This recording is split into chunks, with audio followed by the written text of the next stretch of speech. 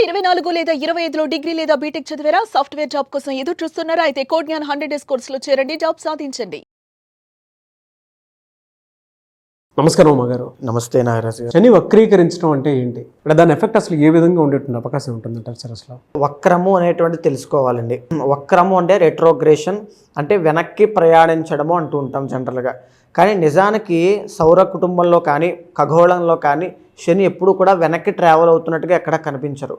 So దాని యొక్క అర్థం ఏంటి అంటే సౌర కుటుంబంలో ఆ గ్రహాల యొక్క తమ యొక్క కక్షల్లో వెళ్తున్నప్పుడు కొన్ని ఫాస్ట్ మూవింగ్ ప్లానెట్స్, అంటే వాటి యొక్క మూమెంట్స్లో డిఫరెన్స్ రావడం వల్ల కొన్ని సందర్భాల్లో వక్రగతి అంటూ ఉంటాం. అంటే శని మందగమనుడు కాబట్టి ఆయన వక్రించారు, లేకపోతే ఇంకొక ప్లానెట్ వక్రించడం, అంటే అక్కడ ఉన్నటువంటి ప్లానెట్స్ యొక్క ప్రభావితం ఈ మానవుల మీద, జీవరాశుల మీద, భూగ్రహం మీద పడుతుంది. కాబట్టి మనం తప్పకుండా వాటి కోసం, ఆ మూమెంట్స్ కోసం మాట్లాడుకుంటూ ఉంటామండి. సో ఈ యొక్క శని వక్రము అనేటువంటిది 18వ తారీఖు జూలై దగ్గర నుంచి ప్రారంభమయ్యి 27వ తారీఖు నవంబర్ దాకా కంటిన్యూ అవుతుంది. అంటే సుమారుగా 140 రోజుల పాటు, అంటే 4.5 మాసాల వరకు ఇది కంటిన్యూ అవుతుంది. దీనివల్ల అసలు శని అనేటువంటి ఆయన క్రమశిక్షణకి, నిబద్ధతకి, డిసిప్లిన్కి, తర్వాత కర్తవ్యానికి, కర్మకి ఆయన కారకుడు అవుతారండి. సో జనరల్లీ ఆయన ఒక పాపగ్రహము కాబట్టి జనరల్లీ శని కూడా మందగమనుడు. కానీ ఇలాంటి వక్రగతి పొందినప్పుడు ఆయన ఇచ్చేటువంటి ఫలితాలన్నీ కూడా చాలా ఇమీడియట్గా, ఫాస్ట్గా ఉంటాయి. తర్వాత మంచి శుభ ఫలితాలు ఇచ్చేటువంటి అవకాశాలు ఎక్కువగా ఉంటాయి. సో బేస్డ్ ఆన్ ఆ యొక్క ప్లేస్మెంట్స్ బట్టి వారికి శుభ ఫలితాలు ఉంటాయా, అశుభ ఫలితాలు ఉంటాయా అనేటువంటిది డిసైడ్ అవుతుంది. సో శని అనేటువంటి ఆయనకి జనరల్లీ 3 దృష్టులు అనేటువంటి ఉంటాయండి. అంటే దృష్టి అంటే వీక్షణ.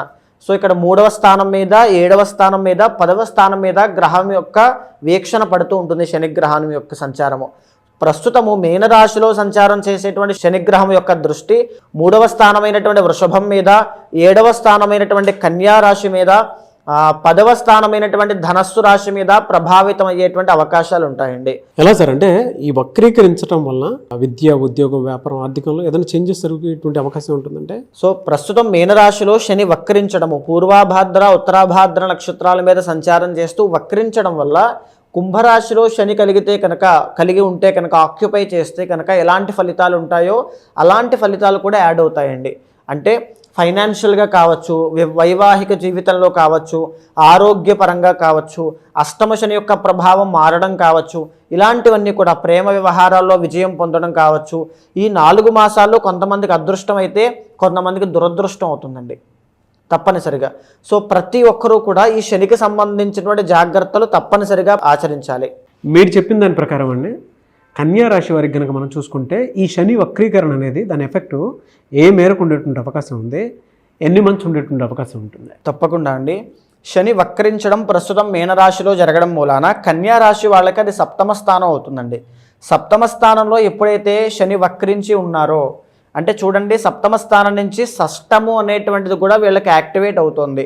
అంటే ఇక్కడ మనం చూస్తే వైవాహిక జీవితంలో తీవ్రమైనటువంటి సమస్యలు ఉన్నటువంటి వాళ్ళకైనా, లేకపోతే ఇంకా చెప్పాలంటే ఉమ్మడి వ్యాపారంలో ఇబ్బందులు ఉన్నటువంటి వాళ్ళకైనా తప్పనిసరిగా అవన్నీ కూడా సాల్వ్ అయ్యే అవకాశాలు ఉంటాయండి. దీంతో పాటుగా మ్యారిటల్ లైఫ్లోకి ఇంకా వెళ్ళలేదు, అంటే పెళ్లి కాలేదు అనుకునేటువంటి కన్యా రాశి వాళ్ళకి పెళ్లి యోగము, వైవాహిక జీవితంలోకి వెళ్ళేటువంటి వివాహ యోగం అనేటువంటిది ఈ 4 మాసాల్లో కలిగే అవకాశం ఉంటుంది.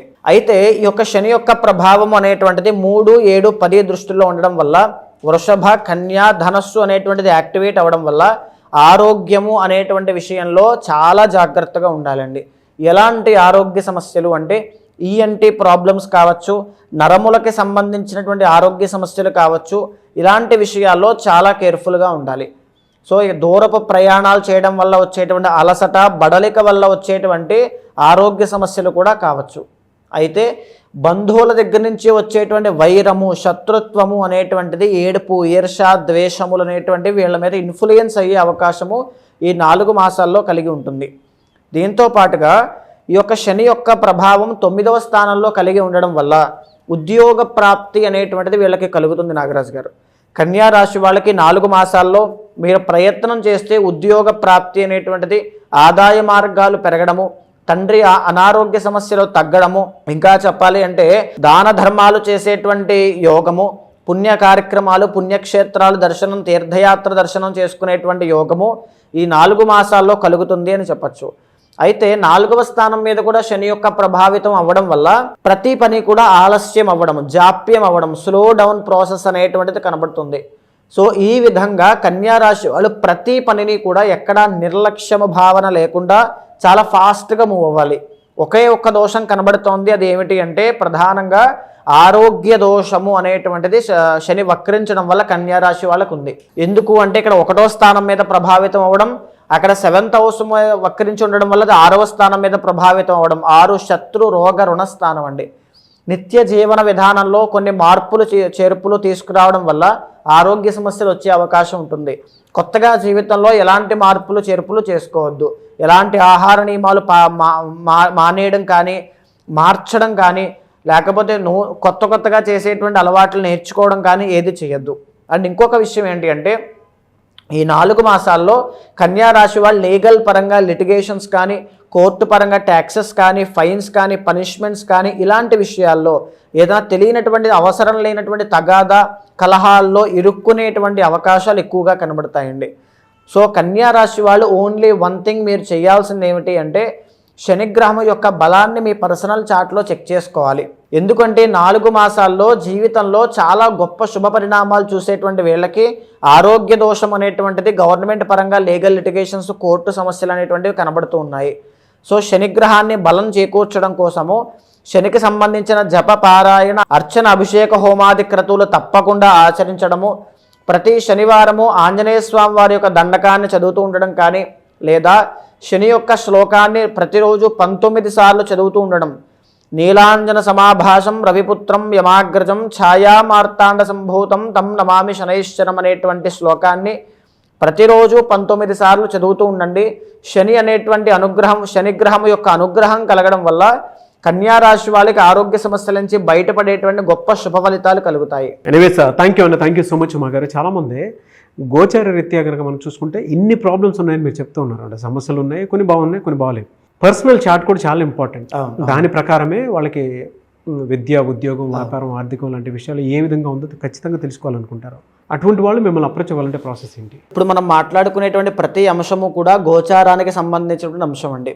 ఈ గోచారం అనేటువంటి మనిషి యొక్క జీవితం మీద 40% మాత్రమే ప్రభావితం అవుతుంది. మిగిలిన 60% వారి వారి యొక్క జన్మ కుండలి మీద ఆధారపడి ఉంటుంది. పర్సనల్ చార్ట్ అంటూ ఉంటాము. సో అక్కడ ఏదైతే చాలామందికి ఏదైనా సరే బాగా బ్రతకాలి, ఇంకా బాగా బ్రతకాలి, ఫ్యామిలీ బాగుండాలి, నేను బాగుండాలి, ఆరోగ్య సమస్యలు ఉండకూడదు, ఇవే ఉంటాయి. సో కానీ మనం పూర్వజన్మలో చేసుకున్నటువంటి కర్మ వల్ల కొన్ని దోషాలు మనం వెంట పెట్టుకుని రావడం వల్ల ఆయా టైం పీరియడ్లో మనం సరైనటువంటి జాగ్రత్తలు తీసుకోకపోవడం వల్ల, మనం ట్రిగర్ ఈ సరైనటువంటి నిర్ణయాలు తీసుకోకపోవడం వల్ల ఒక రాంగ్ పాత్లోకి వెళ్ళడం వల్ల చాలా ఇబ్బంది పడుతూ ఉంటాం. అయితే అలాంటి వాళ్ళు ఎవరైనా ఉంటే, అంటే ఏ సమస్యకైనా దానికి మూల కారణం ఒక కర్మ ఉండే ఉంటుందండి. అది దేని వల్ల వచ్చింది ఆ కర్మ అనేటువంటిది మన పర్సనల్ చార్ట్లో ఖచ్చితంగా మనకు తెలుస్తుంది. అలాంటి వాళ్ళు ఎవరైనా ఉంటే మీకు కింద కనిపించే నెంబర్కి కాల్ చేస్తే మా వాళ్ళు మీకు పూర్తి వివరాలు అందిస్తారు. సో మీ గోచారాన్ని, మీ పర్సనల్ చార్ట్ని సమన్వయం చేస్తూ ఏదైతే మీ సమస్య ఉందో, లేదా మీరు దేనికోసం అయితే తాపత్రయపడుతున్నారో అది దక్కుతుందా లేదా అనేటువంటి సమస్యని కానీ, ఏదైనా దోషం ఉంటే శాంతి పరిహారములు మీతో ఆచరింపచేసి భగవత్ అనుగ్రహం కలిగేలా చేస్తాను. డెఫినెట్గా అండి. థ్యాంక్ యూ అండి, థ్యాంక్ యూ సో మచ్ అమ్మా గారు.